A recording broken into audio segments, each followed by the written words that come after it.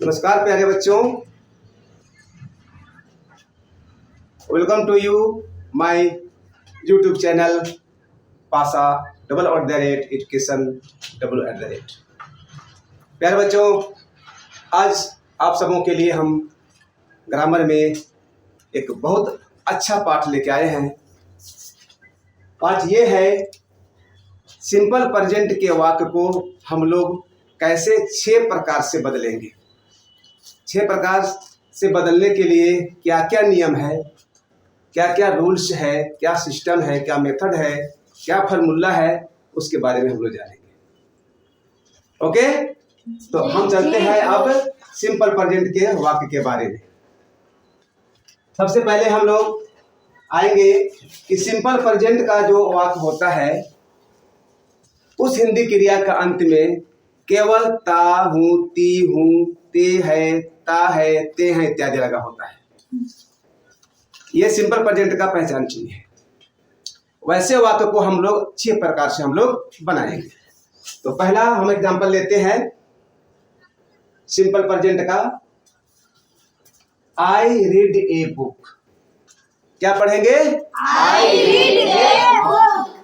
अब इसको हम 6 प्रकार से कैसे बनेंगे, उसके लिए हम स्ट्रक्चर, फार्मूला, सूत्र इसको कहते हैं, उसको हम एक साइड में लिखे हैं। इसी के अनुसार हम लोग इस सेंटेंस को हम बदलेंगे। तो क्या है, पहला स्ट्रक्चर हो गया आपका S plus V1/5 plus O। इसी पर आधारित यहाँ पर सिंपल प्रेजेंट का वाक्य है, आई रीड ए बुक। मैं एक किताब पढ़ता हूँ। इसी को 6 प्रकार से आपको हम लोग बनाएंगे। तो इसको बदलने जा रहे हैं। अब सब पहला नियम, प्रश्नवाचक। प्रश्नवाचक जिससे प्रश्न पूछा जाता है, उसका स्ट्रक्चर है do, does plus subject plus V1 plus object. इसी पर हम लोग अब आई रीड को हम बदलेंगे। तो हो जाएगा हमारा प्रश्नवाचक।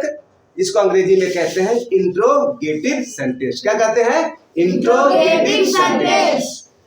तो जब वाक्य में देखेंगे फर्स्ट पर्सन रहेगा, सेकंड पर्सन रहेगा या प्लूरल रहेगा, तो उसके लिए हम इंट्रोगेटिव बनाने के लिए सब्जेक्ट के पहले हम डू का प्रयोग करते हैं। किसका प्रयोग करते हैं? डू का। और बाकी यानी थर्ड पर्सन, जैसे कोई नाम हो गया, नहीं, ही, सी, इट इत्यादि, कोई नाम हो, लड़का हो लड़की का, उन सबों के साथ हम किसका प्रयोग करते हैं? डज का। किसका प्रयोग करते हैं? डज का। तो अभी हम देख रहे हैं यहाँ पर सब्जेक्ट क्या है? आई। इसके लिए हम क्या लगाएंगे? डू। क्या लगाएंगे? डू। तो सब्जेक्ट के पहले हमको डू लगाना है, और लगाएंगे जब, तो ये हमारा वाक्य बन जाएगा इंट्रोगेटिव सेंटेंस, प्रश्नवाचक वाक्य। उसके अनुसार हो गया do I read a book. क्या मैं एक किताब पढ़ता हूँ? अब क्या हो गया? क्या मैं एक किताब पढ़ता हूँ। डू लग गया तो हिंदी में क्या बन गया? अब शुरू में क्या क्या लग गया? क्या। तो do I read a book, क्या मैं किताब पढ़ता हूँ या क्या मैं किताब पढ़ती हूँ। आई बात समझ में? जी। अब आते हैं दूसरा नियम पर। दूसरा नियम है नेगेटिव सेंटेंस। क्या बोलते हैं? Negative sentence. Negative sentence means होता है नकारात्मक, अस्वीकार करना, हमारी बातों को अस्वीकार करना, किसी की बातों को अस्वीकार करना, नकार में उत्तर देना, नहीं में उत्तर देना, उसी को कहते हैं नेगेटिव सेंटेंस, नकारात्मक वाक्य। उसमें हम डू डज के साथ क्या जोड़ते हैं? नॉट जोड़ते हैं। क्या जोड़ते हैं? नॉट। अब उसके अनुसार देखिए, सबसे पहले इसमें आता है सब्जेक्ट, उसके बाद डू डज, उसके बाद नॉट, उसके बाद वर्ब का पहला रूप, तब लास्ट में ऑब्जेक्ट। अब इसके अनुसार देखिए, I do not read a book. मैं किताब नहीं पढ़ता हूँ या पढ़ता, मैं किताब नहीं पढ़ता हूँ। तो क्या किए हम? फर्स्ट पर्सन आई है, उसके साथ क्या लगाए हम? नहीं के लिए डू नॉट को साथ में रखना है। केवल नॉट लिखेंगे, डू नहीं लिखेंगे तो गलत हो जाएगा।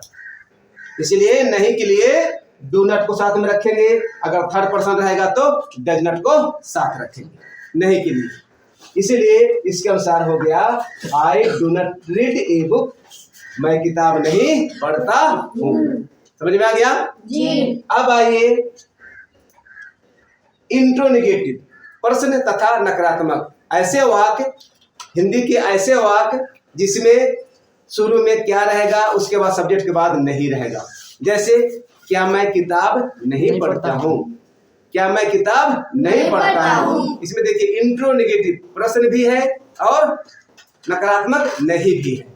तो शुरू में क्या है हिंदी में, क्या, उसके बाद मैं नहीं किताब पढ़ता हूँ। इसमें क्या भी आता है और नहीं भी आता है। तो उसके लिए हम सूत्र है यहाँ पर, डू डज को बाहर कर देंगे सब्जेक्ट के पहले, उसके बाद सब्जेक्ट, उसके बाद नॉट, फिर उसके बाद वर्ब का पहला रूप, उसके बाद ऑब्जेक्ट। इसको हम पढ़ते हैं do does plus subject plus not plus V1 plus object. अब इस सूत्र के अनुसार हम बदलेंगे, क्या मैं किताब नहीं पढ़ता हूँ, do I not read a book. क्या हो गया, do I not read a book, क्या मैं किताब नहीं पढ़ता हूँ। समझ में आया? जी। क्या किए, सहायक क्रिया को, ये डू को हम क्या कर दिए सब्जेक्ट के पहले निकाल दिए, बदल दिया। ठीक है, नाम सिंपल है। अब उसके बाद हम चलते हैं, ये था इंट्रोनेगेटिव। क्या था, इंट्रोनेगेटिव, इससे प्रश्न तथा नकारात्मक का बोध होता है। अब हम चलेंगे WH। WH ऐसा परिवार जिस परिवार के सदस्य का नाम W से, H से शुरू होता है और H से शुरू होता है, ऐसा परिवार को हम बोलते हैं WH फैमिली। अब उसका प्रयोग करने जा रहे हैं। तो हम क्या करेंगे, शुरू में केवल WH फैमिली में से कोई एक शब्द को शुरू में लिख देंगे। किसके पहले, डू और डज के पहले, और बाकी सेम उतार देंगे। जैसे ये डू डज का प्रयोग हम करने जा रहे हैं किसके साथ, WH के साथ। तो शुरू में क्या लिखेंगे, WH, उसके बाद डू डज, फिर उसके बाद सब्जेक्ट, उसके बाद वर्ब का पहला रूप, फिर उसके बाद ऑब्जेक्ट। इसको हम ऐसे पढ़ते हैं, WH plus do does plus subject plus V plus V1 plus object. फिर इसी का दूसरा है निगेटिव वाला, WH plus do does plus subject plus not plus V1 plus object.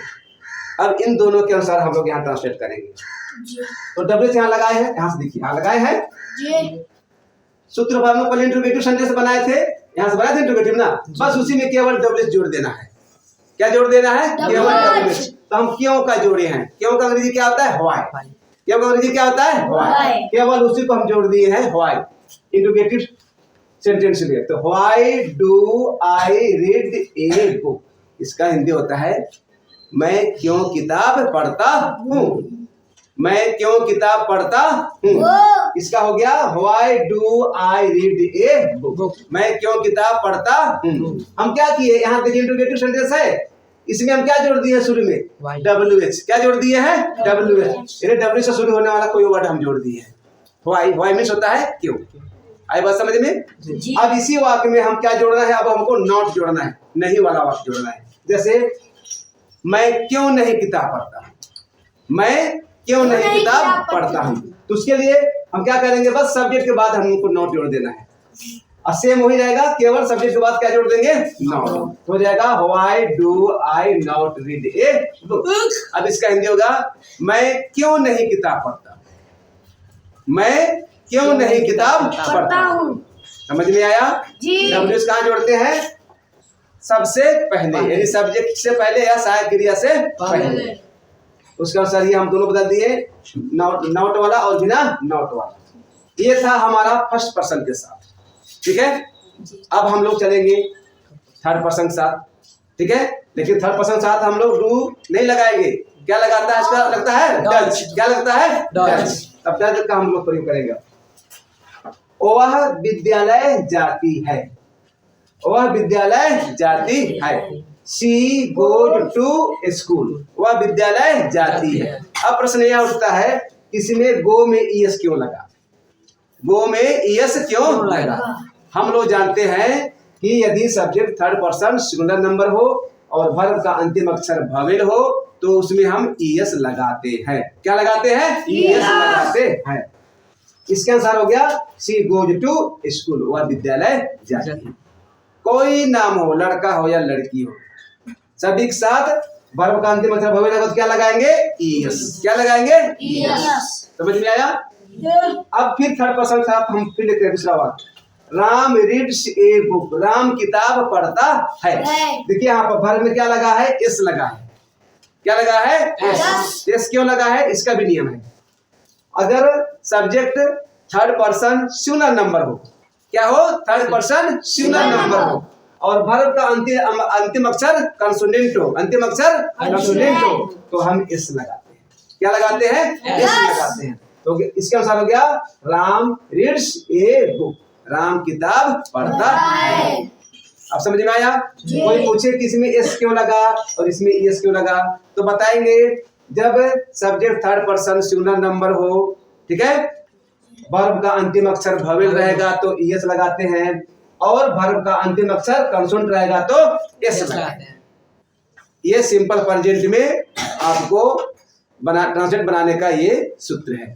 और थर्ड पर्सन सिंगुलर नंबर को छोड़कर कोई भी सब्जेक्ट रहेगा, first person, second person, plural, उन सबों के साथ एस और एस नहीं लगता है। आई बात समझ में? तो ये था हमारा सिंपल प्रेजेंट का इंट्रोगेटिव वाक्य बनाना, नेगेटिव वाक्य बनाना, इंट्रोनेगेटिव वाक्य बनाना और WH वाक्य बनाना। तो आज का इस चैप्टर में, इस लेसन में आप सबों से विदा लेते हुए हम अपनी पॉइंट को यही विराम देते हैं। मेरे प्यारे बच्चों, जय हिंद, जय भारत।